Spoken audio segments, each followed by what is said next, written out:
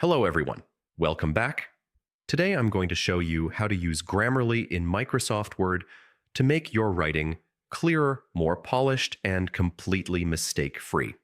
First, open Microsoft Office online and log into your Microsoft account. Once you're on the Office dashboard, select Word. This is where we'll integrate Grammarly. Now, locate the Add-ins section on Home tab, usually on the far right side of your screen. Click it, then search for Grammarly. Wait a moment as Word finds the add-in, and when it appears in the results, click Add. With Grammarly now integrated into Word, you can start typing, and it will highlight grammar, spelling, and style suggestions directly within your document. This makes your writing process smoother, faster, and far more accurate. And that's it.